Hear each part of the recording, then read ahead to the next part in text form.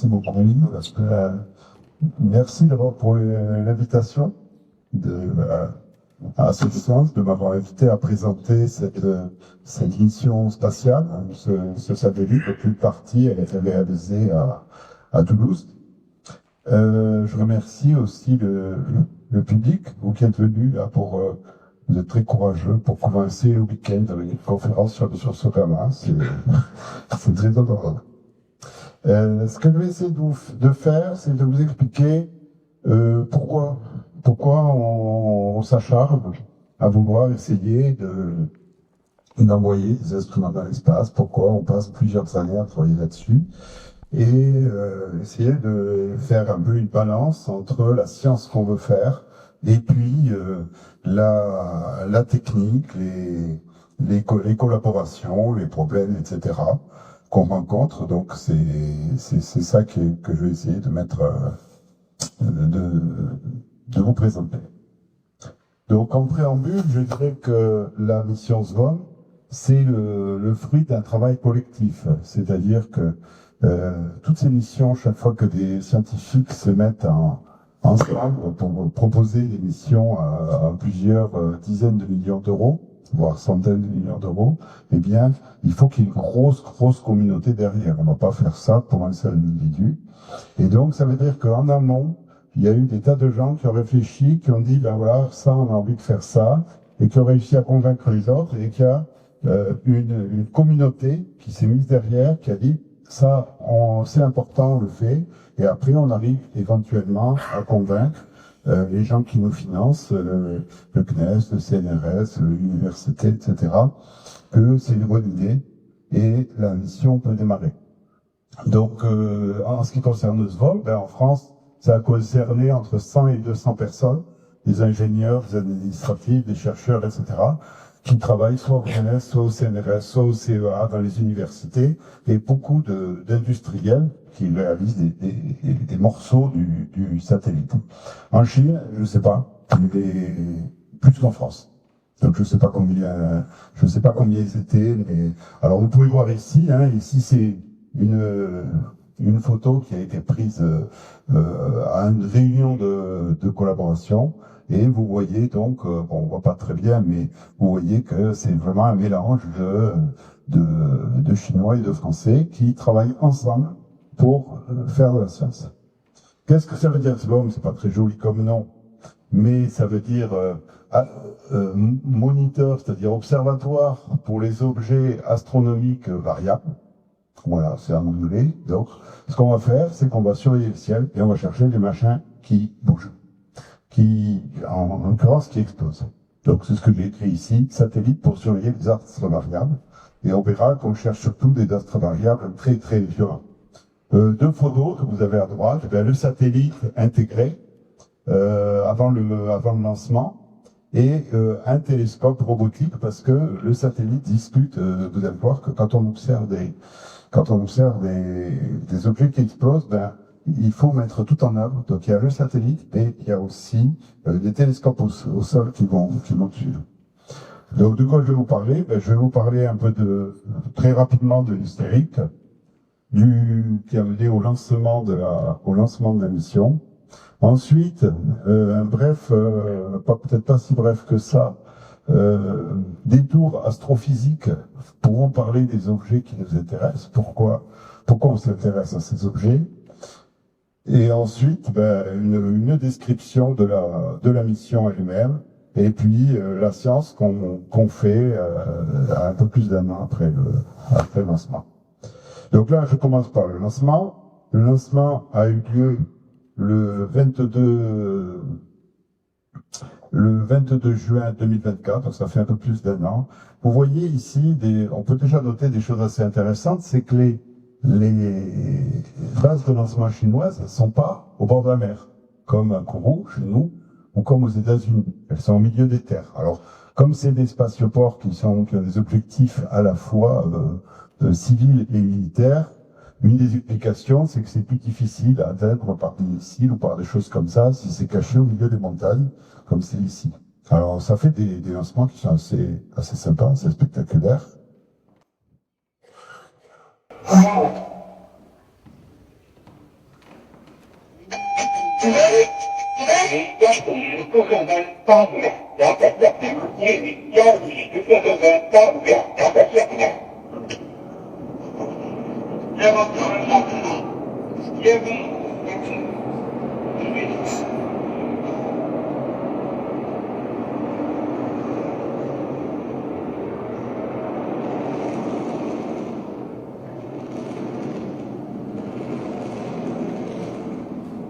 Voilà, alors quand vous avez travaillé une dizaine d'années, voire plus, et que vous voyez ça, vous êtes très content. Très content. Donc le lancement s'est bien passé, il y en a qui ont insisté, les Français qui sont allés en Chine, voire d'autres qui sont restés en France, mais on avait la retransmission en direct, donc il y a quand même un peu de stress, et on était très content de voir que ça s'était bien passé. Alors si on continue la séquence, eh bien, quelques minutes plus tard, voilà ce qui s'est passé.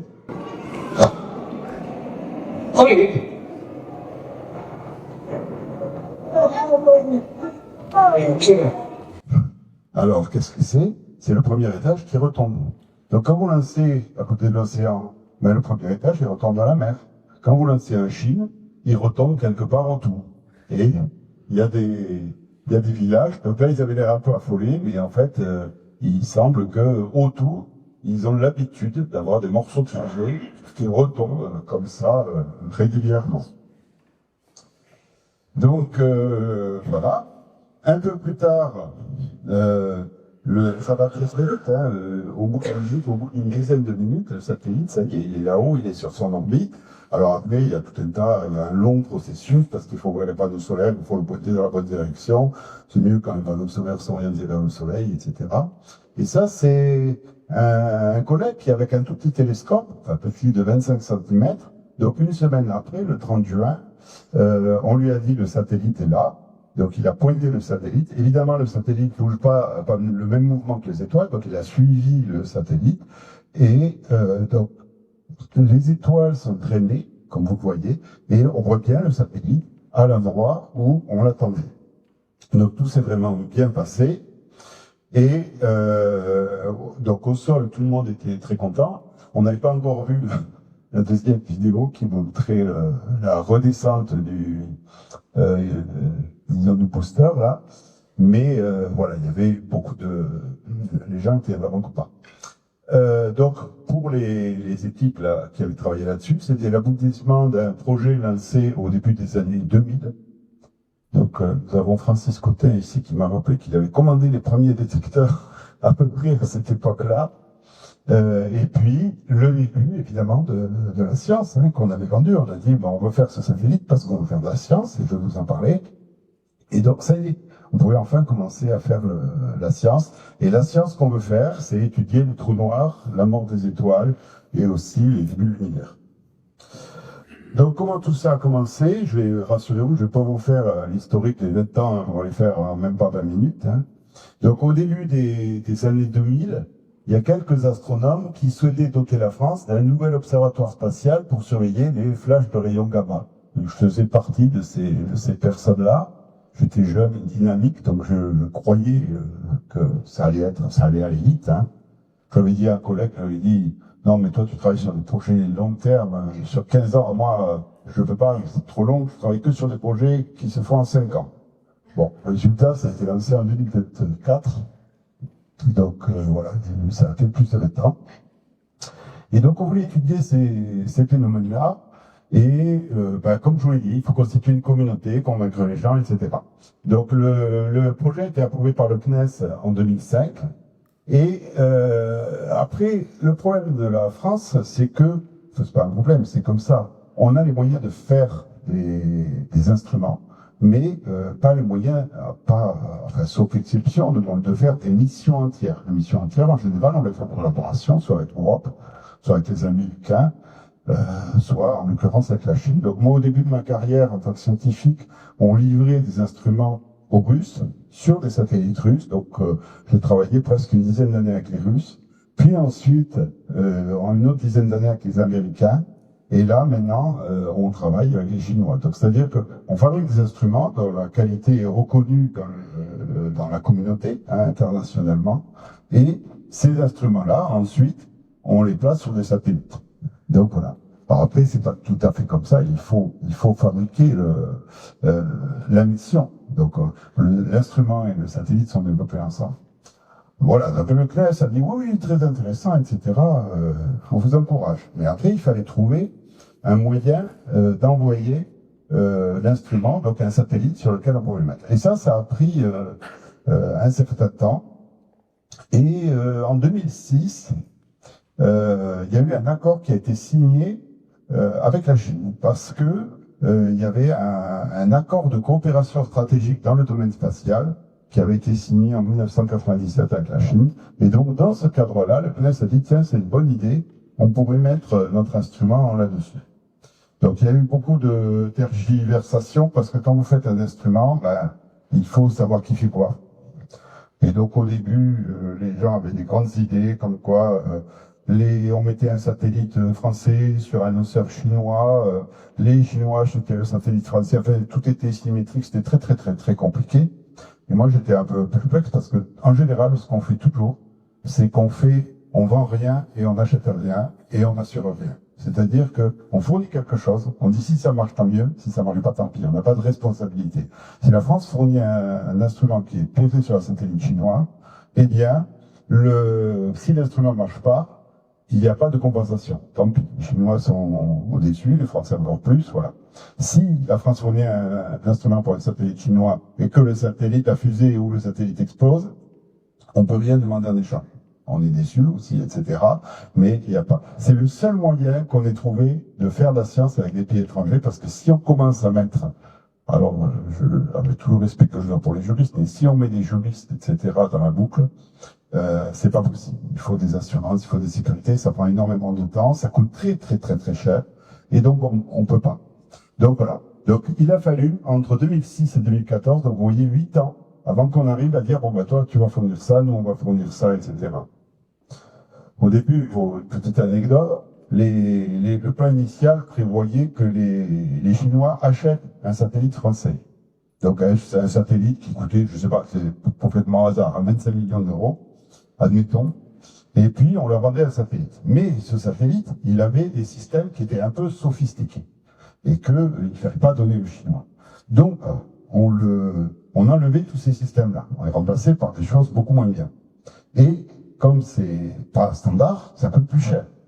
Donc, résultat, on arrivait aux Chinois, on leur disait, voilà, écoutez, on vous vend ce satellite qui marche 2 fois moins bien que l'autre ou 3 fois moins bien, et qui, au lieu de coûter 25 millions, coûte 40 millions. Donc, les Chinois, on n'a pas collaboré, mais ils ont dit, écoutez, vous êtes gentils, mais ça peut pas marcher. Donc, du coup, alors, comme on avait beaucoup discuté avec eux et qu'ils avaient pratiquement, au cours de ces échanges, ils avaient récupéré les plans du satellite français, ben, ils l'ont fait. Bon, tout bref. Alors, donc, voici quelques illustrations. Donc, vous avez la signature avec le président Chirac en 2006 et le redémarrage officiel avec le président Hollande en 2014. Vous voyez que ça, d'abord, ça remonte très très haut, ces collaborations. Hein. Ça remonte vraiment au plus haut niveau de l'État, parce que il y a l'État dans le jeu, pour nous, on s'en fout, on va observer des étoiles. Mais pour la politique, etc., il y a beaucoup de choses très compliquées. Alors, ce qui est intéressant, c'est les premières réunions en 2006, là-haut. Donc, vous voyez qu'il y avait déjà des Chinois, des Français. Celle-là était en Chine. Ensuite, on a fait toute une série pour préparer cette mission de réunions en France. Alors, là aussi, une petite anecdote. Les Chinois sont venus au CNES. On a dit, donc, on allait à Shanghai, on allait dans les labos chinois, etc. Et voilà. Et le CNES a dit, les Chinois viennent, on va les inviter au CNES. Ils ont dit, voilà, la sécurité du CNES, elle a dit, voilà, bon, ils sont dans ce bâtiment, ils ne sortent pas, il y a comment ça s'appelle, un buffet, bon, enfin, il y a de quoi manger, il y a des toilettes, il y a la visio, il y a l'internet, donc ils restent là-dedans, ils en bougent pas. Ok, très bien. Au bout d'une demi-heure, ils ont retrouvé des Chinois partout dans le CNES. donc c'était trop compliqué. Et donc, toutes les autres réunions, on les a faites dans des endroits qui étaient, alors là, c'est à Beauvoisin. Après, on est allé à, comment ça s'appelle, cet endroit où il y a une abbaye, enfin, pas loin de Toulouse, une autre abbaye, etc. Donc, chaque fois, ils allaient dans des petits villages et ils ont cru qu'en France, on n'avait pas de grande ville, je pense. Parce que chaque fois, on les a menés dans des coins où, de toute façon, ils ont trouvé ça très, comment dire, très pittoresque, mais voilà, c'était, au moins, il y avait une certaine sécurité. Maintenant, c'est l'interdiction de faire rentrer dans la presse. Voilà. Et donc, vous voyez ici quelque chose qui est intéressant, un rapport d'étude de 160 pages en 2007, qui s'appelle Scénario pour une mission SWOT. Vous voyez le temps qu'il faut, hein. Voilà. Alors maintenant, je vous ai parlé un peu de l'historique de la mission, et maintenant, on rentre dans la partie astrophysique. Donc, je vais vous expliquer pourquoi on voulait faire SWOT. Alors, on voulait faire SWOT pour étudier tout ce qu'on appelle le ciel variable à haute énergie. Haute énergie, c'est-à-dire des rayons X, des rayons gamma. Hein, les rayons X, c'est les rayons avec lesquels on fait des radios ou avec lesquels vous avez des trucs à l'aéroport, là, les scanners, et qui traversent, qui sont assez puissants. Donc pour les produire, il faut quand même il faut beaucoup d'énergie. Donc ils sont produits par des phénomènes violents.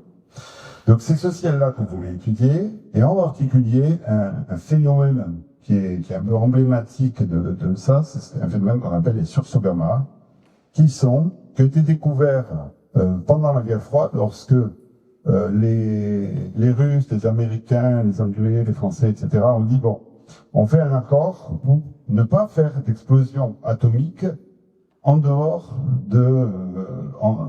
disons, en dehors de l'atmosphère ou dans l'atmosphère, voire sur la Lune, etc. C'était le début de la conquête spatiale, et les gens avaient peur on envoie des bombes atomiques là-haut et que ce soit quand même très problématique. Donc ils ont signé un accord en 1963, je crois, ou non, un peu avant, je sais plus, 61 peut-être. Et dans la foulée, les Américains, et les Russes aussi d'ailleurs, ont fait des satellites pour détecter d'éventuelles explosions nucléaires, parce que c'est bien de faire un accord, mais après il faut quand même vérifier. Donc ils ont dit, il faut qu'on vérifie si les Russes en particulier les Russes, hein, font des explosions nucléaires dans l'espace. Donc ils ont envoyé ces satellites qui s'appellent Vela, qui en espagnol veut dire Vela surveillé, et qui surveillaient, disons, s'il y avait des explosions nucléaires. Alors une façon de surveiller les explosions nucléaires, donc il y a plusieurs détecteurs, mais un type de détecteur, c'est de surveiller les rayons X et gamma qui sont obligatoirement produits lorsqu'on fait des explosions nucléaires. Donc ils avaient des détecteurs de rayons X et gamma, et ces détecteurs ont détecté des flashs de rayons X et gamma. Donc, vous avez quelques exemples ici. Vous avez un ciel qui est très calme, et puis tout d'un coup, vous avez une bouffée de rayons qui arrive. Donc ici, vous voyez 10 secondes. Hein. Ici, très court, 1 seconde. Ici, encore plus court. Et ici, là, je crois qu'il y a 100 secondes. Donc celui-là, il y a plusieurs minutes. Donc, heureusement, ils avaient plusieurs satellites comme ça. Et plusieurs satellites, ils ont pu calculer le temps que le rayonnement aille d'un satellite à l'autre. Ils ont pu voir d'où ça venait. Et ils se sont aperçus que ça venait pas du Soleil, ça venait pas de la Lune, ça venait pas d'objets fabriqués par l'homme. C'était un phénomène astrophysique. Donc le premier, ça a été découvert en 63. Et le premier article, ça a été en 1967, ces 4 années, c'était le temps qu'il a fallu aux militaires pour vérifier que c'était pas des phénomènes, que c'était bien des phénomènes naturels, et pour autoriser les chercheurs du Los Alamos National Laboratory aux États-Unis qui avaient découvert ce phénomène-là, pour les autoriser à le publier dans un journal d'astrophysique en disant on a découvert un nouveau phénomène astrophysique. Alors, vous connaissez les télescopes, on fait des belles images et tout. Alors, dans le domaine des gamma, ça ne marche pas du tout comme ça. Hein. Ça marche pas du tout comme ça. Là, on avait juste ça. On n'avait rien, on n'avait pas d'image en vrai. Alors, on pouvait, en disant, il est arrivé d'abord sur ce satellite que sur celui-là, on pouvait à peu près reconstituer la direction. Et quand on reconstituait la direction, on trouvait quelque chose comme ça. C'est-à-dire qu'il venait de n'importe où, ou de partout. Si vous regardez le ciel en été, vous allez voir une bande laiteuse qu'on appelle la Voie lactée, parce qu'on est dans une galaxie, comme ça. Et donc le Soleil est par là, et donc quand vous regardez par là, vous allez voir ce grand amas d'étoiles, je ne dis pas vraiment les étoiles individuelles, mais vous voyez qu'on est dans une grande structure. Et si vous allez un peu plus loin, vous avez quelque chose qui s'appelle l'amas local, nous on est là, que vous avez les galaxies, ils sont pas répartis partout. Et encore plus loin, ça commence à devenir homogène, et si vous allez très très loin dans tout l'univers, vous voyez, c'est très homogène, très isotrope. Donc, si vous voulez quelque chose comme ça, il n'y a pas 36 solutions. Soit vous êtes ici, dans un tout petit rayon autour du Soleil, là c'est isotrope partout dans le ciel, soit vous allez là. Alors, on venait de découvrir pas mal d'astres très, très compacts, qu'on appelait des étoiles à neutrons dans la galaxie, qui faisaient des rayons X, des rayons gamma, et tout le monde dit, bon, ben là, c'est un autre truc que font les étoiles à neutrons, sauf quelques personnes qui avaient un peu plus de vision que les autres, qui ont dit, ben non, ça, ces machins-là, doivent venir de très très loin. Le problème, c'est que si vous les mettez beaucoup plus loin, ben, il faut beaucoup plus d'énergie pour qu'on arrive à les détecter ici. Donc, en gros, il fallait 10 milliards de fois plus d'énergie. Donc les gens ont dit, c'est quand même énorme. Et on va voir en fait que c'était raison. Donc pendant 30 ans, on a eu ces machins-là, et puis alors on disait, c'est bien, donc il y en a des longs, il y en a des courts, il y en a qui ont 2 pics, il y en a qui ont 3 pics, bon, au bout d'un moment, ça lasse un peu, on ne sait pas d'où ça vient, on ne savait pas quoi en faire. On faisait des catalogues. On a appris plusieurs choses quand même. Même si on ne savait pas quoi en faire, les chercheurs, ils ont toujours des idées. Donc on s'est aperçu qu'il y avait quand même 2 sortes. Il y avait des très courts, comme celui-là, et après, il y avait, et celui-là aussi d'ailleurs, et après, il y avait des plus longs. Et vraiment, c'était séparé, c'est-à-dire qu'il y avait ceux qui duraient moins de 1 ou 2 secondes, et donc là, on avait un certain nombre, et puis après, il y avait un trou. Et après, on en retrouvait d'autres qui duraient 5, 10, 20, 100 secondes, etc. Donc on a dit, ça, il y a 2 classes. Après, une autre chose qu'on a apprise aussi, mais je ne sais plus ce que je voulais vous dire à cette époque-là. Ouais. Donc voilà, il y avait les deux classes, et puis c'est tout. Ça me reviendra. Donc voilà, c'est ce qu'on faisait à ce moment-là. Alors évidemment, on réfléchissait à des manières de mieux localiser ces événements-là, mais ça a pris beaucoup de temps. Et puis en 1996, il y a eu un satellite italien qui a été lancé et qui a fait... alors nous, on peut toujours avoir des regrets. Nous, en 96, on a lancé un satellite aussi qui a pas... La fusée n'a pas fonctionné, qui n'a pas marché. Donc peut-être nous, on aurait trouvé ce qu'ils ont trouvé, ou peut-être pas, on ne sait pas. Donc ça, c'est un regret. Après, on a pu refaire ce satellite, on l'a lancé en 2000, mais c'était trop tard pour la grande découverte.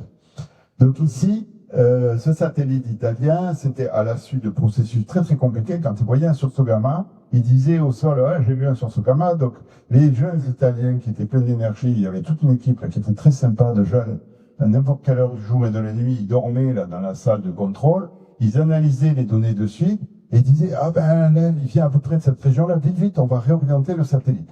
Alors le satellite, le problème, c'est qu'il fait le tour de la Terre en 1h30.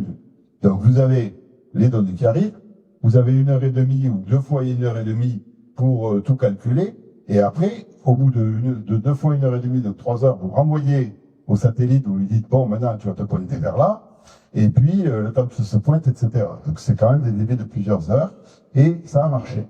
C'est-à-dire que le 29 février 97, donc à peu près 6 mois après le lancement, ils ont eu un sursaut gamma, ils ont regardé à peu près dans cette direction-là, et ils ont vu une source ici de rayons X qui était là, et qui, une semaine après, avait disparu.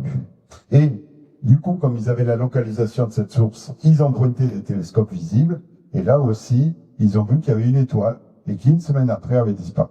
Donc ça, c'est quand même très très intéressant, parce que quand on a ça, on peut mettre en œuvre tous les outils qu'on a développés pendant des centaines d'années de l'astronomie visible. Donc c'est ce qui s'est passé, et on a petit à petit découvert ce qu'étaient ces objets. Donc qu'est-ce qu'on a découvert? On a découvert qu'ils étaient produits dans des galaxies, ils n'étaient pas isolés dans le ciel, ils se produisaient dans des galaxies. Donc ça c'est important parce que c'est là que naissent et meurent les étoiles, et on a pu mesurer leur distance. Et ce qu'on a vu, c'est que effectivement, ils étaient très très loin. Et l'énergie qui était libérée pendant les quelques secondes que durait le sursaut gamma, eh bien, cette énergie-là, elle était Ah oui, c'est ce que je voulais vous dire. Cette énergie-là, elle était énorme, puisqu'ils étaient très loin. Pour qu'on reçoive l'information qu'on recevait sur la Terre, bah, il fallait en quelques secondes que l'énergie rayonnée soit équivalente à celle du Soleil pendant toute sa vie. Donc c'est vraiment un phénomène catastrophique. Et ça explique le fait que ce soit un phénomène catastrophique, style destruction d'une étoile ou quelque chose comme ça, vraiment quelque chose qui trop. Ça explique une caractéristique qu'on avait observée ici, qui était celle que je voulais vous dire. Ah, pourquoi il me fait ça? Voilà. Qui est celle-là, qui est que quand on avait fait cette carte, on a vu qu'il répétait jamais les sources gamma. Donc ça, c'est quand même, quand vous regardez pendant 10 ans et que vous voyez jamais deux fois le même, alors que les objets de notre galaxie, eux, ils émettaient plusieurs fois des sursauts. Donc là, on voyait qu'ils répétaient pas. Donc là, c'était une première indication que c'était un phénomène cataclysmique. Alors on va parler 2 minutes de la vie des étoiles. Voilà, ça c'est, alors évidemment, c'est une image à l'échelle en dimension, pas en distance, hein, parce que sinon ça serait carrément carbonisé ici. Donc vous voyez que toutes les planètes, c'est à peu près 1/1000 de la masse du Soleil, hein, et la Terre en elle-même, c'est à peu près 1/100000, un peu plus, mais 1,5 millionième de la masse du Soleil. Donc la Terre, c'est vraiment un résidu de la création du Soleil. Et l'énergie qu'on récupère, elle vient du Soleil. C'est-à-dire que l'astre qui produit de l'énergie dans notre système solaire, c'est le Soleil. Les planètes, c'est des objets qui sont autour. On est bien content de les avoir, etc. Mais ils ne produisent pas d'énergie. Donc le Soleil produit de l'énergie parce qu'à l'intérieur se passent des réactions nucléaires très violentes qui ne font pas exploser le Soleil parce que le Soleil est très massif. Donc il y a une très forte gravité dans le cœur qui empêche que ça explose, mais c'est l'équivalent de millions de bombes atomiques chaque seconde, hein, qui explosent au cœur du Soleil. Et l'énergie du Soleil va continuer. Ça fait 5 milliards d'années que le Soleil brille, et il va briller encore pour à peu près 5 autres milliards d'années. Alors, le Soleil est une étoile. C'est une étoile comment? Ce qu'on appelle une étoile naine. Alors en fait, ici, j'ai centré sur les grosses étoiles. Donc vous voyez ici un tout petit point, on le devine à peine, qui est le Soleil. Et puis ici, des étoiles beaucoup plus petit à petit, beaucoup plus grosses, telles qu'on les connaît, qu'on a observées, qui sont dans notre environnement. Donc vous voyez qu'il y a des étoiles qui sont beaucoup plus grosses que le Soleil. On appelle ça des étoiles géantes. Alors, ce qui est intéressant, c'est que les deux types d'étoiles, les étoiles naines et les étoiles géantes, n'ont pas du tout le même cycle de vie. Paradoxalement, on pourrait penser qu'une étoile géante, elle a beaucoup plus de carburant, elle va durer beaucoup plus longtemps. Mais si elle a 20 fois la masse du Soleil, ou 20 fois plus de carburant a priori, elle va briller peut-être 1000 fois plus fort. Donc, elle dépense son carburant de façon beaucoup plus efficace que le Soleil. Comment on dit, elle brûle la chandelle par les bouts, elle fait la fête tout le temps, etc. Et elle a une durée de vie, alors que le Soleil a une durée de vie de l'ordre de 10 milliards d'années, hein, on est au milieu. Une étoile géante va avoir une durée de vie de l'ordre de peut-être 20 millions d'années ou 50 millions d'années. Donc, elle va apparaître, briller énormément et disparaître. Donc, c'est une grande différence. Elle est illustrée ici. Vous avez ici un nuage de gaz. Et puis, dans ce nuage de gaz, il y a un phénomène qui se passe, et à la fin, il y a la matière qui va se concentrer à certains endroits, et ça va faire des étoiles. Donc, si c'est une étoile comme le Soleil, voilà, vous avez cette étoile qui va durer très, très, très, très longtemps. Et puis, à la fin, ses couches extérieures vont gonfler. Elle va avoir une gentille explosion, et il va rester ce qu'on appelle une étoile à neutrons. Et quand je dis une gentille explosion, voilà, ça, vous avez ici une belle photo de la nébuleuse, je ne sais plus laquelle c'est, celle-là, mais qui a donné une naine blanche qui reste ici. Ça, c'est un Soleil qui, à la fin de sa vie, éjecte ses couches extérieures. Et vous voyez que c'est très symétrique, ça s'est passé de façon à peu près gentille. Ici, vous avez l'étoile massive qui fait 20, 30, 50 fois la masse du Soleil. Donc là, au lieu de faire une géante rouge, elle fait une super géante rouge, et elle fait une supernova. Cette supernova, suivant la masse du cœur de l'étoile, si la masse du cœur, c'est quelques fois la masse du Soleil, 3, 4, 5, 6 fois la masse du Soleil, vous allez avoir une étoile à neutrons qui va rester. Alors, une étoile à neutrons, c'est un astre assez extraordinaire, parce que une fois que ça a explosé, il reste à peu près une fois et demie, entre une et deux fois la masse du Soleil, concentrée dans un rayon d'environ 10 km. Donc vous voyez, une cuillère à café de matière, en fait c'est comme un gros noyau atomique. Une cuillère à café de matière d'une étoile à neutrons, ça pèse 100 millions de tonnes. Donc c'est la matière qui est totalement... qu'on a du mal à concevoir. Et si la masse du cœur dépasse 5, 6, 7 fois la masse du Soleil, plus rien ne peut résister à la gravité quand les réactions nucléaires s'arrêtent. Donc il n'y a plus de production d'énergie, tout s'effondre, et là, il n'y a plus rien qui peut résister, et on a ce qu'on appelle un trou noir. Et alors c'est ces phénomènes-là qui vont nous intéresser, c'est-à-dire que nous, ce qui va nous intéresser, c'est vraiment cette séquence-là, clac, qui aboutit ici.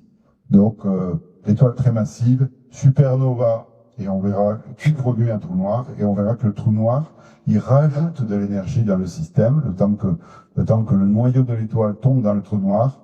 Et donc, ça fait ce qu'on appelle non pas une supernova, mais une hypernova, parce que nous, on n'a pas peur des mots, donc on y va aussi, supernova, hypernova, voilà.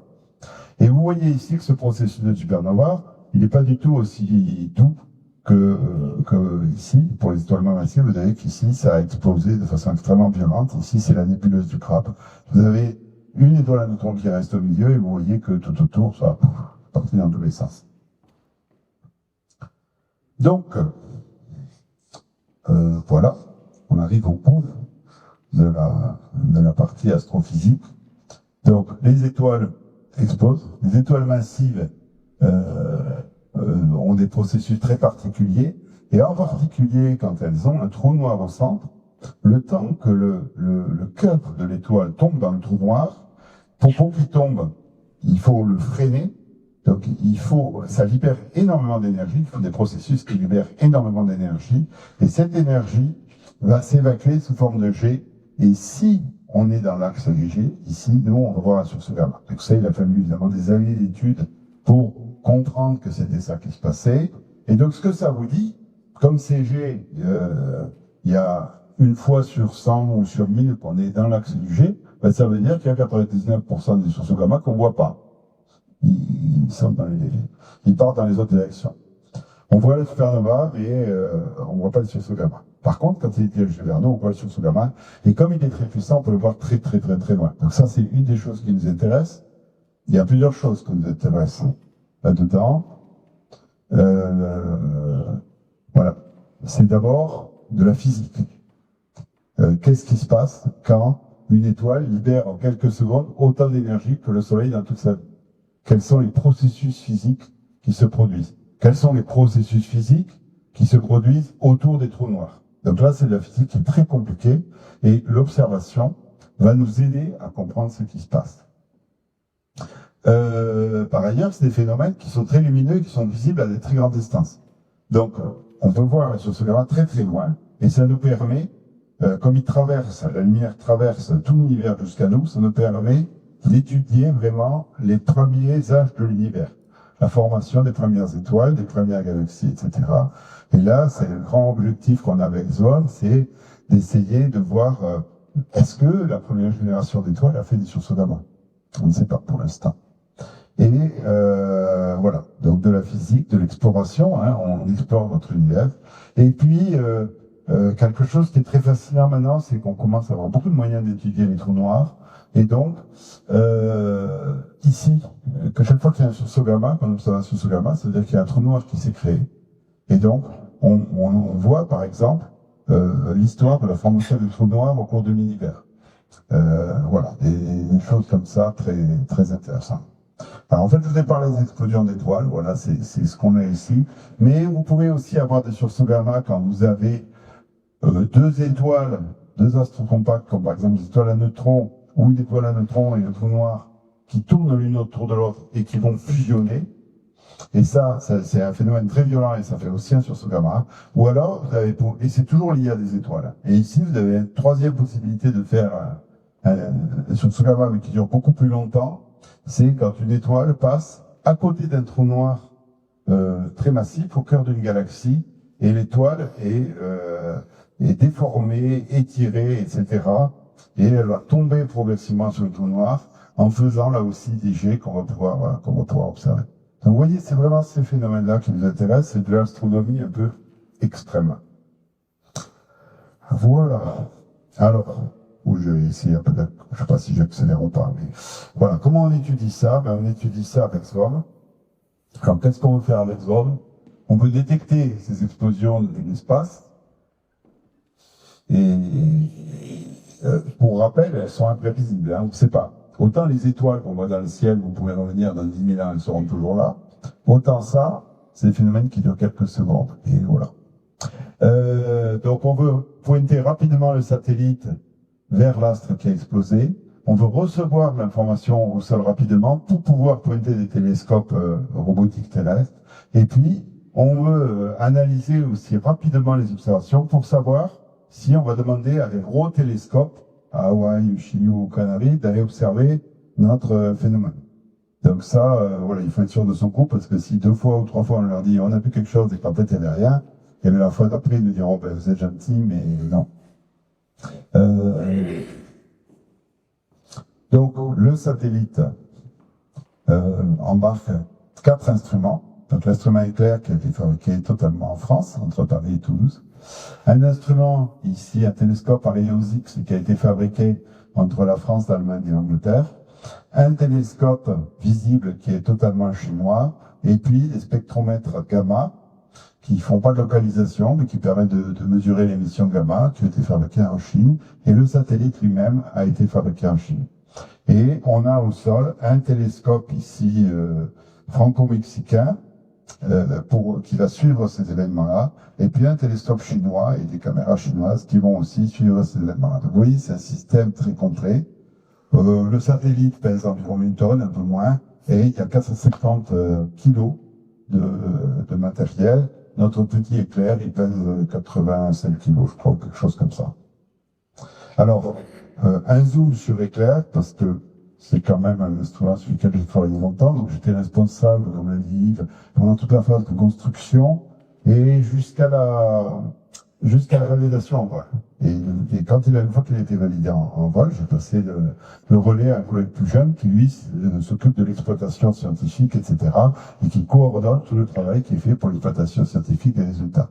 Donc, qu'est-ce que c'est? On a ce masque-là, et en dessous, on a ici une caméra qui est faite de petits détecteurs. Il y a 6400 petits détecteurs qui vont voir le ciel à travers ce masque. Donc, les rayons X, pour rappel, on ne peut pas faire des lentilles pour les rayons X. Vous voyez ici, vous avez une radio. Donc, vous posez votre radio comme ça. Vous avez ici une source de rayons X qui est un point et qui va projeter ces rayons. Et donc, vous allez pouvoir faire une image comme ça, mais parce qu'il y a un seul point. Et ici, c'est exactement le même principe qu'un cadran solaire. Vous avez un point lumineux qui va éclairer une forme, et donc vous allez voir la forme. Et à partir de ça, par exemple, vous reconstruisez l'heure qui est. Ici, nous, on a une forme beaucoup plus compliquée, mais quand on a une source qui éclaire notre détecteur, on a un ordinateur d'abord qui va dire, ben tiens, je vois ces détecteurs qui sont éclairés et les autres qui ne sont pas éclairés, donc la source est à tel endroit dans le ciel. Donc il fait tout ça très très vite, en quelques secondes, et il dit au satellite, maintenant que je sais où c'est, je te le dis et tu vas observer. Alors le satellite lui dit, ah ben non, je peux pas parce que c'est trop près du soleil, par exemple. Ou je peux pas pour tel autre. Mais la plupart du temps, quand même, il y va. Alors, ça c'est dans le ciel. Et donc, juste pour revenir là, une fois que Éclair a détecté la position du sursaut, ben, le satellite se tourne et ces deux instruments-là, qui sont beaucoup plus sensibles parce que ils font des vraies images, eux commencent à observer les sursauts et là on voit avec beaucoup plus de détails. Voilà. Mais en même temps, mais en même temps, on a envie de recevoir l'information au sol. Et je vous ai dit que le satellite, au-dessus d'un point de la Terre, il passe tous les 1h30. Et nous, on n'a pas envie d'attendre 1h30. On sait que quand il y a un événement qui s'est produit, on veut que le télescope regarde dessus. Donc il faut qu'on ait toujours un moyen de communiquer. Alors, les Américains, ils ont un système de satellites relais qui sont assez hauts et qui sont mis en place quand ils ont eu la station spatiale, parce qu'ils ont dit, on a des zones dans l'espace, on ne peut pas les laisser sans nouvelles pendant qu'on ait un lien de communication rapide. Donc, ils ont ces satellites relais qui, eux, sont toujours visibles, ils sont en visibilité d'une antenne, et ils envoient l'information vers ces satellites relais, qui la relayent vers la Terre, et ils ont un contact permanent comme ça. On n'a même pas pensé à demander aux Américains si on pouvait mettre un de leurs émetteurs sur le satellite chinois, parce que c'était de toute façon totalement exclu. Mais en fait, les Chinois ont un système équivalent à travers le système GPS. Donc on a un système de short message et surtout, le CNES a installé un réseau de stations au sol qui permet, le satellite, il va naviguer comme ça, là, le long d'orbites qui sont comme ça, et il est presque toujours, à part au milieu du Pacifique, ici, en visibilité d'une de ces stations. Et donc, dès qu'il y a quelque chose, une de ces stations, il envoie au hasard, hein, lui il dit, j'ai vu quelque chose, j'ai vu quelque chose, j'ai vu quelque chose.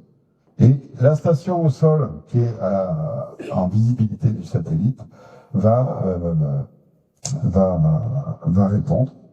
Et donc, si vous voyez ici, par exemple, ces stations, elles ressemblent à ça. Vous avez l'échelle ici. Et vous avez vu ici que on en a mis, je vous ai montré, hein, chaque endroit, on en a plus de 50 en vrai. On a plus de 50 autour du monde. Et le CNES en a installé un certain nombre, et les autres, on les a envoyés à des collègues. C'est comme Ikea, on a envoyé le LADOC. Vous vissez ça, vous branchez ça, vous essayez ça.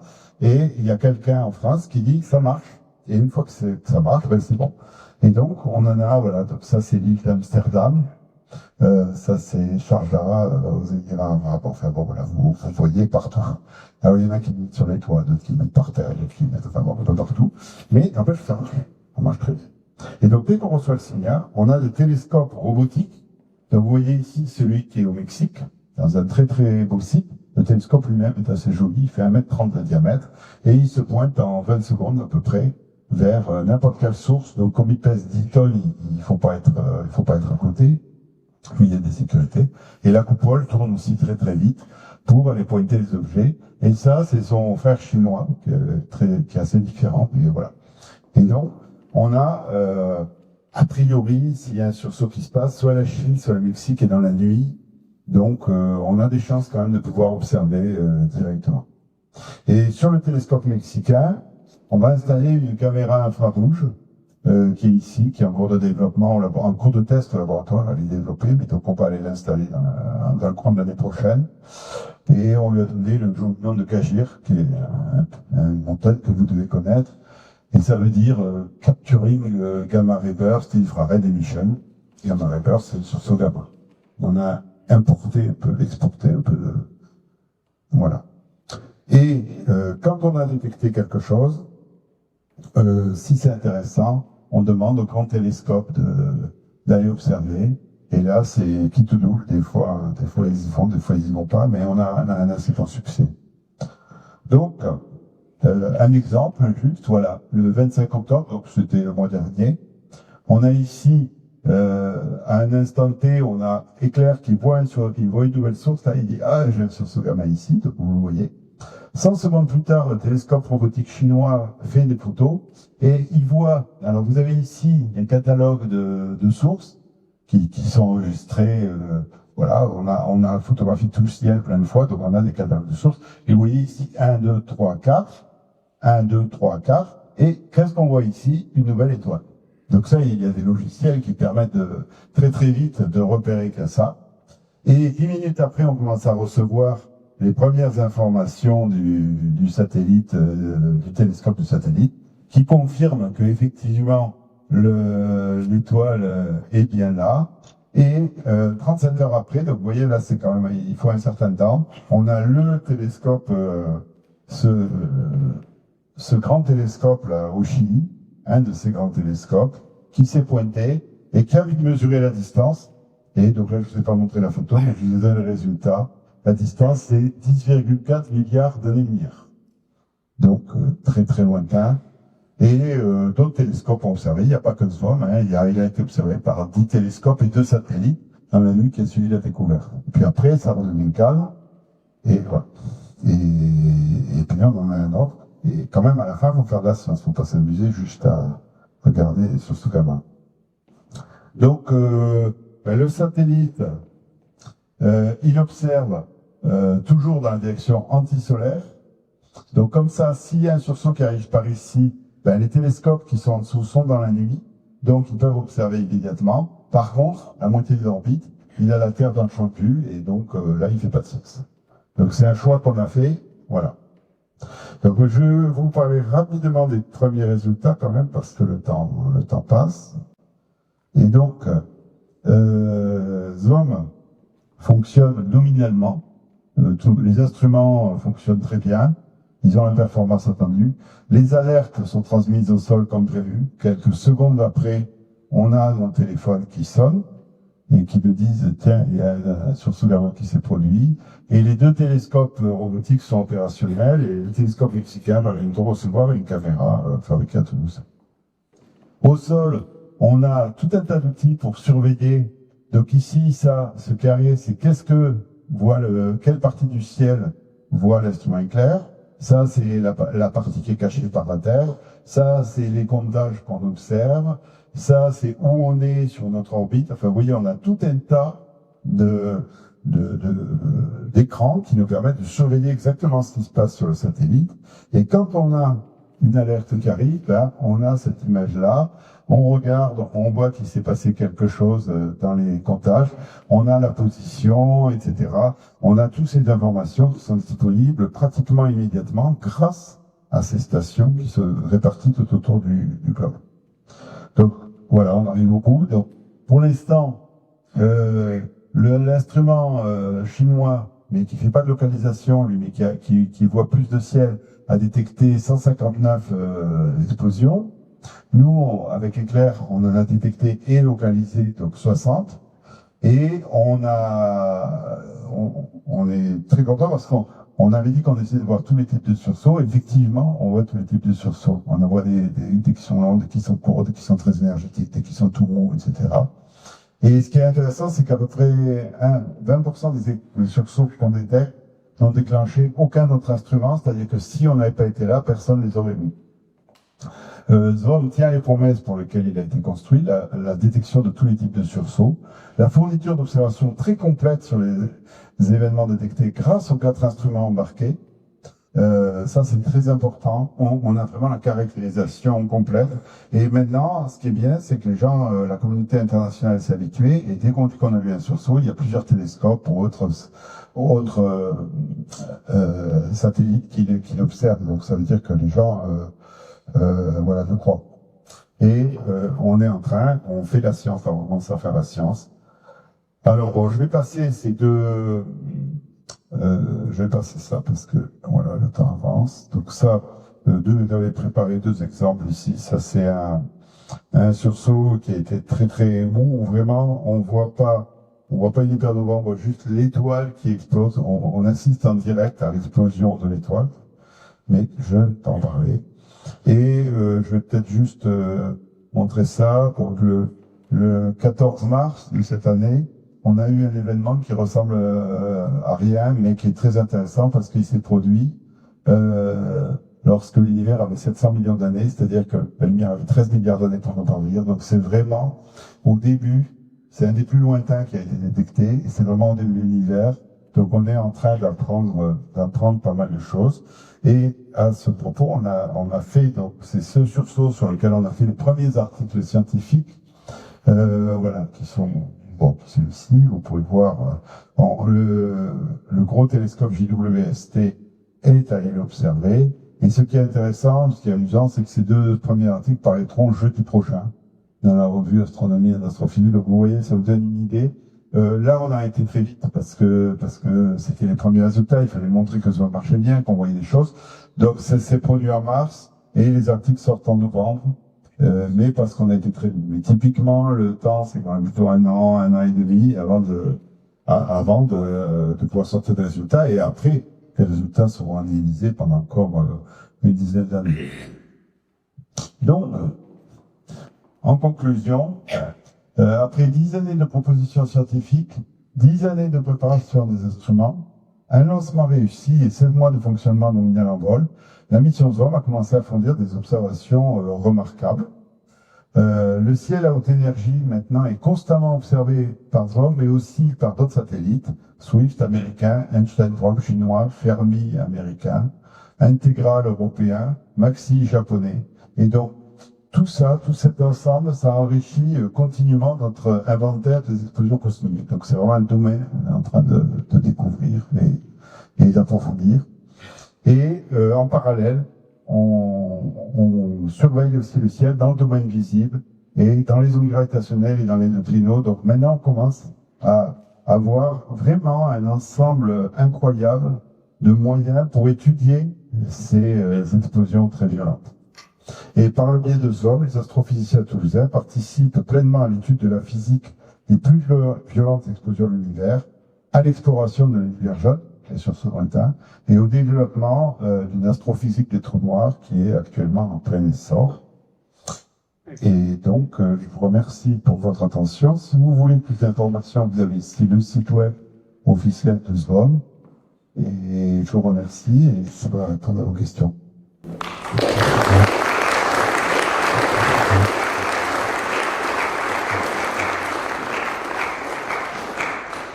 Vous parlez d'un phénomène très rare, et pourtant en quelques mois vous avez eu quand même plus de 50 événements, et vous l'avez dit, en plus on ne voit probablement que 10% seulement des événements, puisque on ne voit que ceux qui sont dirigés vers nous, ou vers le satellite en l'occurrence.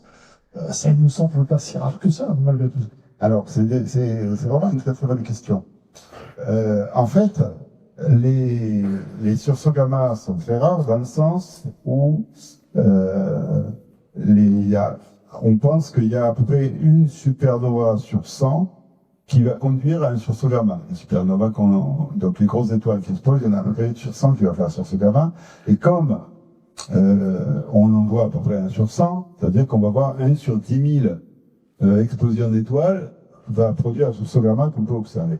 Néanmoins, ce qui fait qu'on en voit beaucoup, c'est que on les voit à travers tout l'univers. Donc, il y a des milliards et milliards de galaxies. Donc, dans notre galaxie, on pense qu'il y a un sursaut gamma à peu près tous les 10 millions d'années. Donc, c'est rare. Mais on observe vraiment, ils sont tellement puissants qu'on observe vraiment des milliards et des milliards de galaxies. C'est pour ça que si on observe tout le ciel tout le temps, on a à peu près un par jour. Et nous, comment on sélectionne, voilà. Une question un petit peu pointue. Vous avez mentionné les ondes gravitationnelles. Est-ce qu'on observe des sursauts d'ondes gravitationnelles simultanés avec ces émissions violentes de rayons gamma? Alors, c'est aussi une très bonne question. On a un exemple qui a été observé en 2017 et qui a vraiment lancé cette science-là. On a dit, ouais, c'est bien, maintenant on sait comment on va faire. Et depuis, on n'a eu aucun autre exemple. C'est-à-dire que on a eu une chance incroyable en 2017 d'avoir une explosion, disons une fusion de 2 étoiles à neutrons qui s'est produite très proche et dont le jet était à peu près orienté vers nous. Et donc, on a pu voir le sursaut gamma associé. Mais depuis, on détecte, les détecteurs gravitationnels détectent d'autres fusions d'étoiles à neutrons, mais elles sont beaucoup plus loin. Le jet ne doit pas être orienté vers nous parce qu'on ne voit pas de signal gamma. Et comme elles sont trop loin, on ne voit pas non plus le signal visible. Alors nous, je dis qu'on ne fait pas des bonnes localisations parce que c'est gros comme la pleine lune à peu près. Mais eux, c'est un quart du ciel. Donc, si on n'a pas quelque chose de plus précis, on ne trouvera jamais la contrepartie de l'onde gravitationnelle. Donc, c'est une vraie question, là. On bute un peu là-dessus, actuellement. Oui, bonsoir, merci pour cette présentation très compréhensible. Je voudrais vous demander si les sursauts gamma ont une influence sur la Terre. Alors, la seule influence qu'on a mesurée, c'est pour certains sursauts gamma très très intenses. Alors, on va parler. Ceux qu'on a détectés actuellement, qui viennent de très loin, il y en a quelques-uns qui sont quand même très intenses, et ça perturbe la couche ionosphérique. Donc, il y a des gens qui utilisent l'ionosphère pour faire des transmissions radio qui se réfléchissent sur l'ionosphère et qui, voilà. Et donc, cette couche-là, c'est une couche, disons, de l'atmosphère à très haute altitude qui est particulière parce que l'atmosphère est ionisée, donc la matière est chargée électriquement.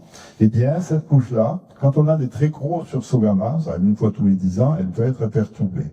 Alors, ça, voilà, c'est pour le sursaut maintenant. Maintenant, si jamais on a un sursaut gamma qui est produit dans notre galaxie, qui est pointé vers nous, etc., là, les conséquences peuvent être beaucoup plus graves, puisque ça va provoquer des... Alors là, je suis pas du tout spécialiste, mais c'est les ultraviolets qui sont extrêmement dangereux, et ça va provoquer des mutations, des cancers. Ça va, a priori, ça tue, ça peut tuer toute la partie de la Terre qui est éclairée. Bon, heureusement, il y a l'autre partie, et il y a les océans. Mais voilà, ça dépose énormément d'énergie dans l'atmosphère. Il y a c'est les rayons UV qui sont les plus dangereux, et ça détruit l'ozone qui arrête les UV, donc on est plus protégé. Voilà. Donc les gens ont étudié effectivement l'impact des sursauts gamma de notre galaxie sur notre environnement, et c'est pas sympa. Avec un autre point, il y a des gens qui disent ouais, alors on a quelques explosions, extinctions de masse, où les seules bestioles qui ont survécu, c'était au fond des océans. Ça, peut-être, ça pourrait être dû à un sursaut gamma, quelque chose comme ça. Voilà. Bonsoir, merci pour l'exposé. J'ai deux questions. La première, c'est sur le fonctionnement d'un instrument nucléaire, sa directivité. Parce que vous avez montré comment on localise la source. Mais je crois que les rayons X ou gamma, on peut pas les dévier, quasiment. Exactement. Et donc, si le rayon arrive un peu de diagonale par rapport au détecteur, comment on sait qu'il arrive pas, en fait, d'une autre direction que les directions perpendiculaires? En fait, la façon dont ça fonctionne, c'est là.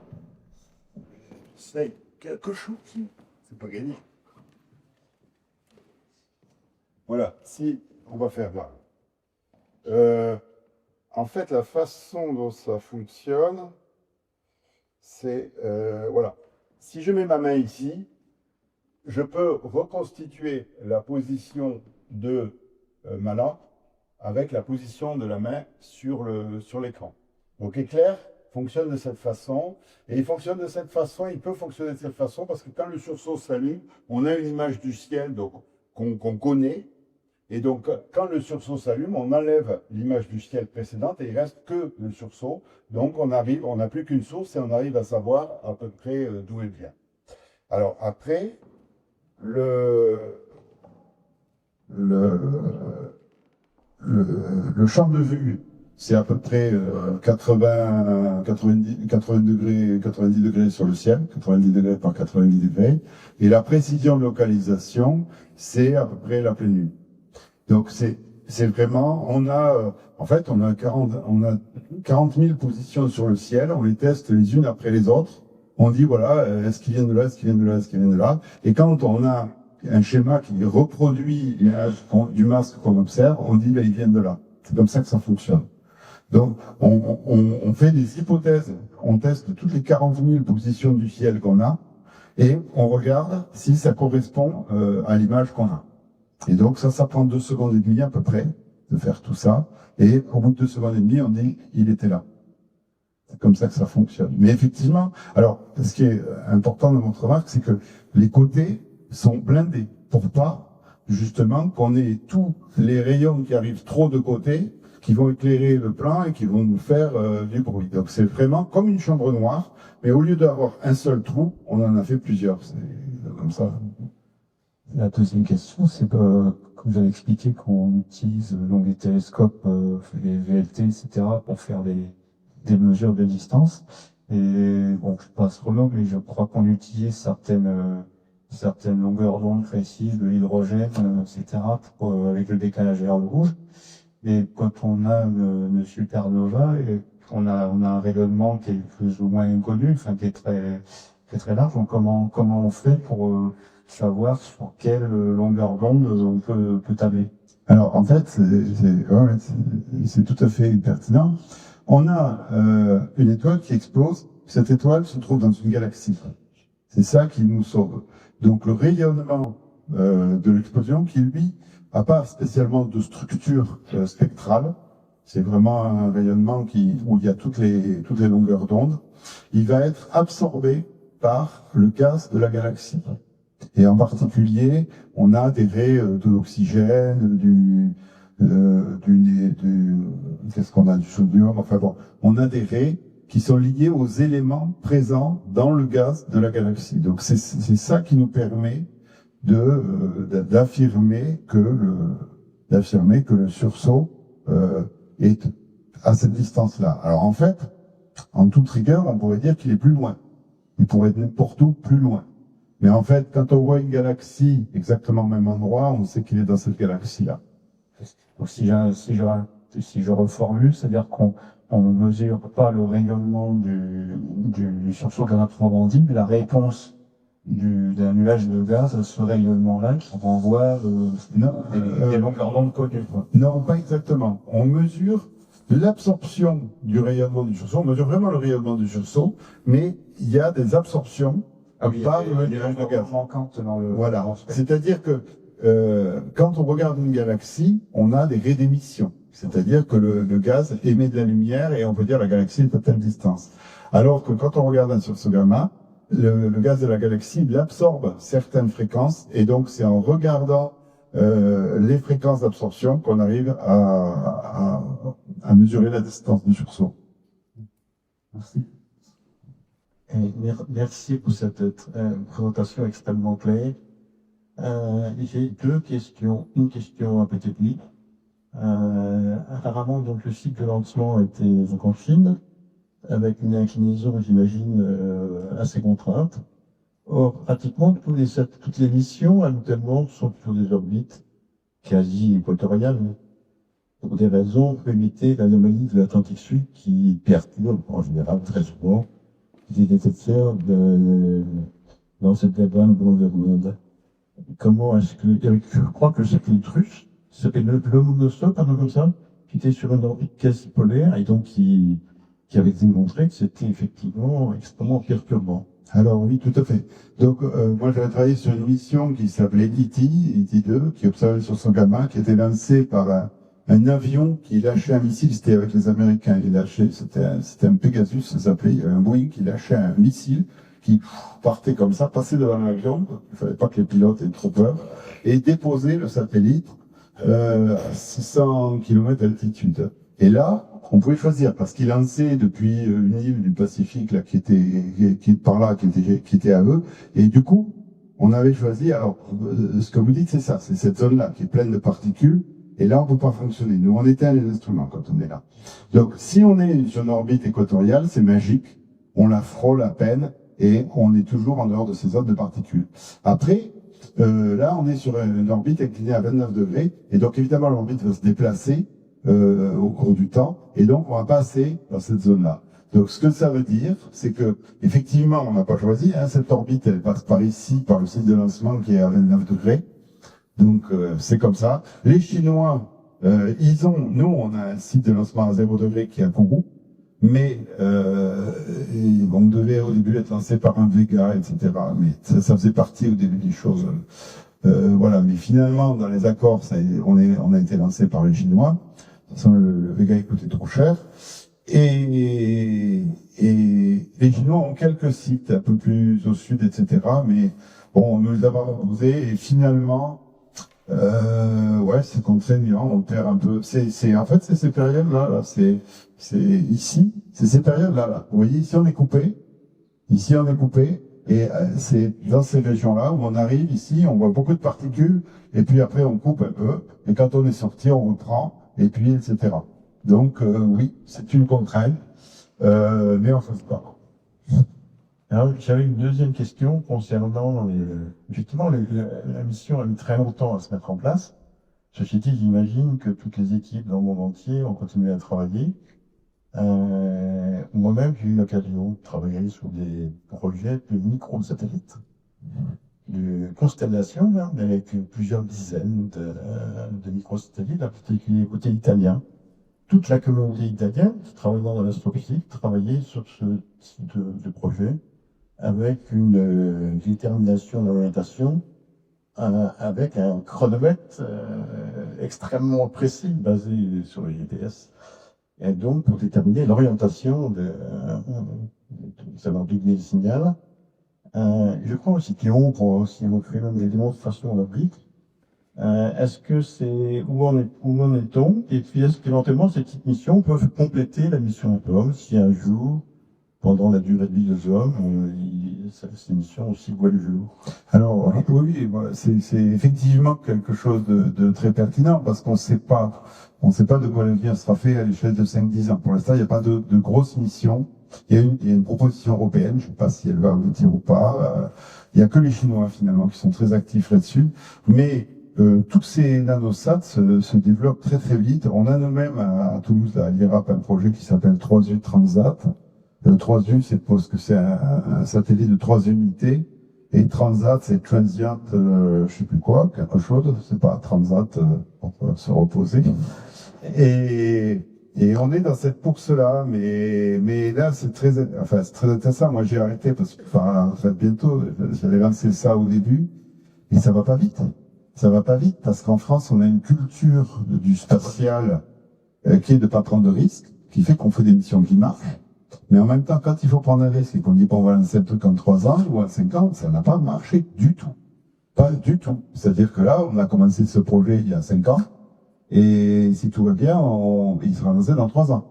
Pour un satellite qui est grand comme ça. Et effectivement, les Italiens avec Hermès, là, et les Hongrois, etc., ont beaucoup avancé. Bon, ils étaient extrêmement optimistes dans leur ils s'étaient plantés dans la prévision de localisation, parce qu'ils avaient oublié la statistique des sursauts qui fait que quand on a un petit détecteur, même si on date les photons très très très précisément, ça varie, donc on n'est pas sûr, mais ils sont beaucoup plus en avance, et je suis incapable de dire à l'heure actuelle si l'avenir, ça sera une constellation de 50 ou 100 nanosats ou un gros satellite, je ne sais pas. Mais lui, il faut peut-être qu'on aille vers là. Hein. En tous les cas, on a un pied là-dedans, on verra. Merci. Est-ce que vous pouvez nous parler des trous noirs dans les laboratoires? Oui. Alors, les trous noirs. Ce qu'on peut dire Et vos liens avec la mission Gaïa? Alors oui, je peux aussi parler de ça, mais alors là, ça nous amène un petit peu loin de ça, et bon, pourquoi pas.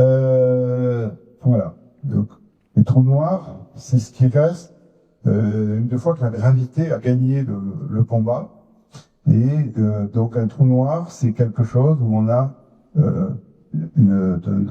disons de la masse qui est un astre très compact, où la masse est concentrée dans un volume très petit.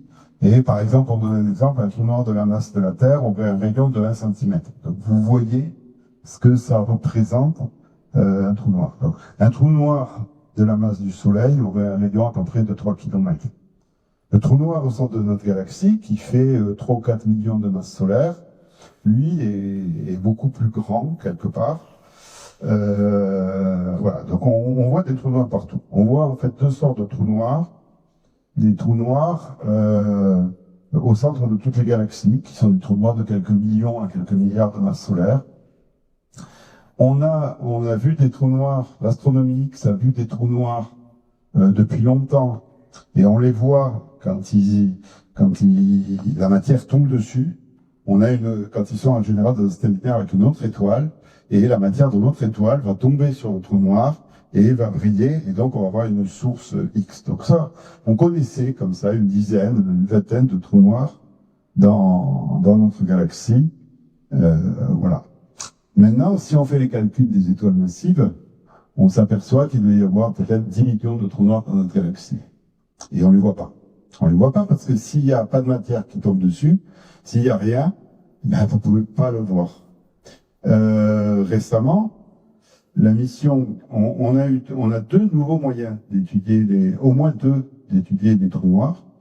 Donc je vais parler de la mission Gaïa et après je dirai peut-être un mot des ondes gravitationnelles ou dans l'autre sens je vais faire.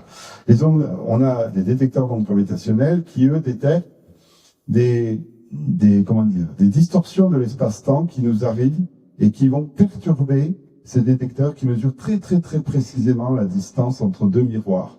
Et donc, quand l'espace-temps est perturbé, par exemple par une fusion de deux trous noirs, le signal arrive sur la Terre et on voit le signal. Donc ça, c'est quelque chose qui nous renseigne sur des trous noirs qui sont dans des systèmes doubles de deux trous noirs et qui vont fusionner dans des galaxies très très lointaines.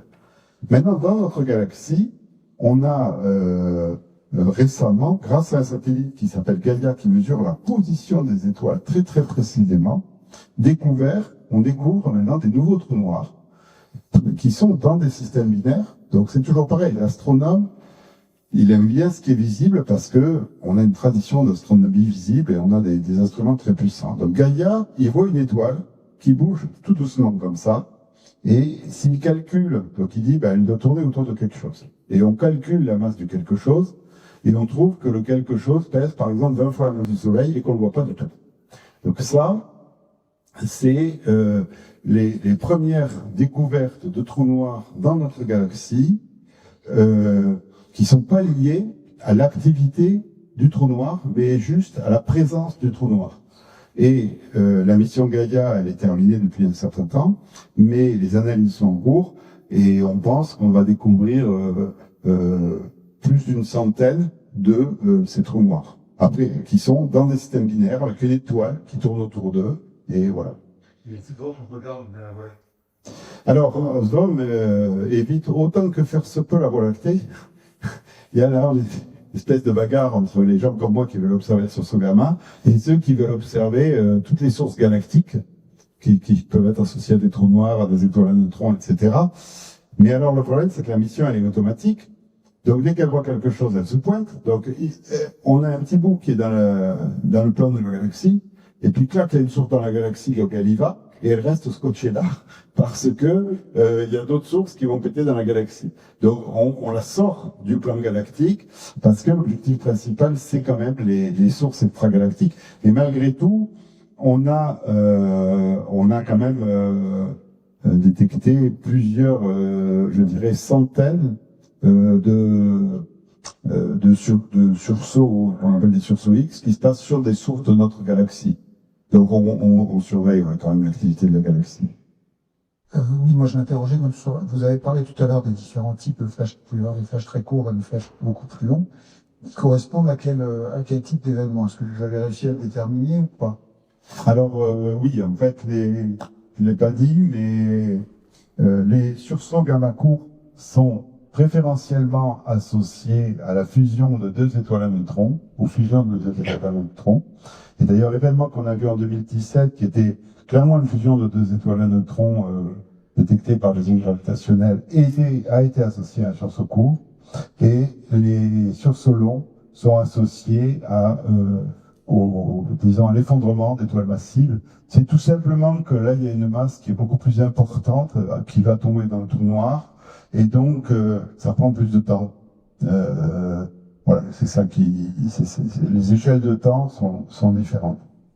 Il y a juste une question là un peu peut-être un peu compliquée, puis je ne suis pas du tout du domaine. Donc, dans la mesure où il y a un domaine de longueur d'onde entre dans ces sursauts, qui peuvent être probablement très importants, entre les rayons gamma les plus puissants et puis des rayons X plutôt un peu mous, est-ce qu'on peut voir des différences de temps de propagation? Il y avait des idées comme quoi Alors, il pourrait y avoir des petites différences. Est-ce que c'est...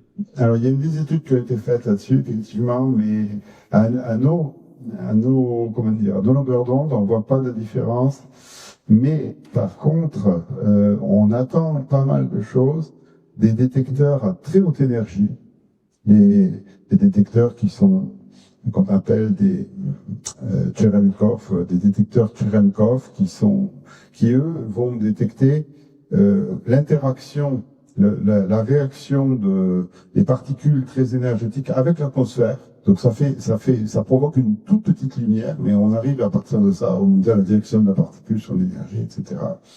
Et donc là, ces énergies-là, on pense que les effets de mécanique quantique pourraient être suffisamment forts pour ralentir ces particules-là plus que les autres. Donc si on compare nos observations à nous avec celles des télescopes Cherenkov, peut-être qu'on pourra voir quelque chose. Ça, c'est très prospectif. Mais bon, voilà, ça fait partie des choses, effectivement, qu'on étudie.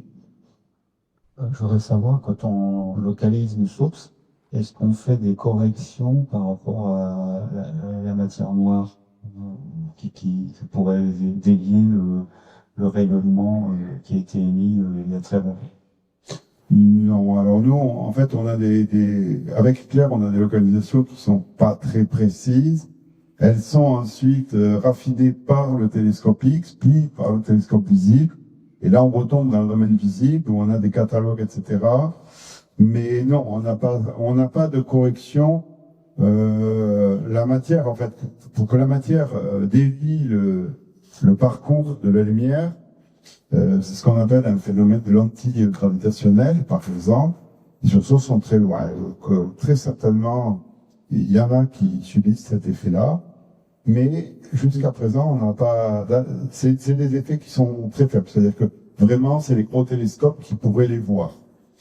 Et jusqu'à présent, on n'a pas observé de sursauts qui subissent un effet de lentille gravitationnelle. Mais bon, voilà, on pourrait par exemple voir le même sursaut qui arrive, qui passe d'un côté d'une galaxie ou d'un amas de galaxies, l'autre qui passe, la lumière passe aussi de l'autre côté, des deux côtés, et puis elle arrive sur nos détecteurs, elle est légèrement déviée. Celle qui partait vers là est déviée vers nous, celle qui partait vers là est déviée vers nous. Il y a un léger décalage de quelques semaines. On pourrait voir le même sursaut à 2 semaines, ou 3 semaines, ou un mois, ou un an d'intervalle. Ça n'est jamais arrivé. Mais bon, ce sera amusant. J'en ai une petite. Pour revenir à la politique scientifique dont j'ai parlé au début, l'ESA n'est pas capable de construire une mission de A à Z. L'ESA est capable. Après, c'est des bagarres entre communautés. Moi, quand j'ai commencé ma carrière, l'espace était réservé aux gens dont les rayonnements ne traversaient pas l'atmosphère. C'est-à-dire les gamma, les X, les infrarouges, etc. Et puis, mes copains qui faisaient des rayons gamma étaient très très déçus parce qu'ils ont vu arriver la communauté des rayons X, qui était à peu près 10 ou 20 fois plus nombreuse qu'eux, et qui a dit, bon, les hautes énergies, on va faire des rayons X, par exemple, XMM, etc. Et puis, sont arrivés la communauté des astronomes optiques, qui eux sont encore beaucoup plus nombreux, et qui ont dit, oh, mais attendez, l'espace, ça nous intéresse aussi. Et donc Gaïa, donc Clyde, donc enfin beaucoup de missions. Il y a une partie qui est l'exploration, disons, une partie qui est l'exploration sur les planètes, etc. On a le système solaire, mais après la partie observation lointaine, les opticiens, les astronomes optiques sont arrivés, ils sont encore beaucoup plus nombreux, etc.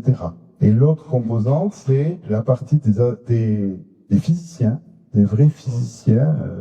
Qui, par exemple, veulent faire la mission LISA pour détecter des ondes gravitationnelles, etc. Donc, les gens qui font traditionnellement de l'astronomie gamma, de l'astronomie X, etc., se sont retrouvés un peu orphelins, parce que à l'ESA, c'est des équilibres, c'est des choses comme ça, il faut défendre ses missions, et voilà.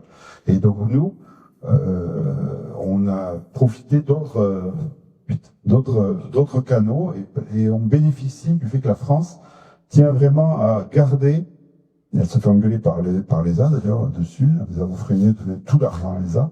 Mais là, le CNES tient vraiment à garder ses coopérations bilatérales pour des raisons, pour plein de raisons, à la fois politiques, scientifiques, etc. Donc il y a effectivement ces collaborations avec l'Inde, beaucoup avec l'Inde, avec le Japon, avec la Chine, avec les États-Unis, etc., qui sont une spécialité française.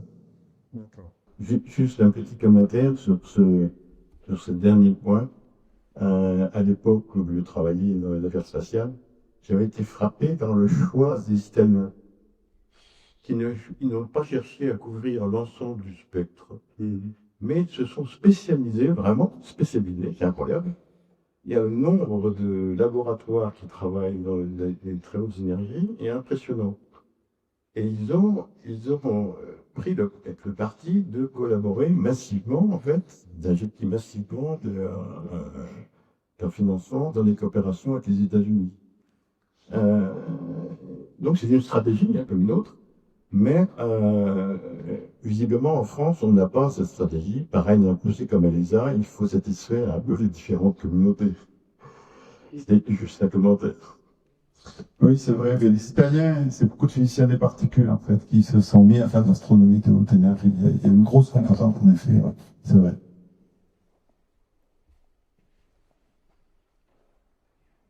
Parce qu'on a épuisé apparemment les questions. Il reste Et l'orateur.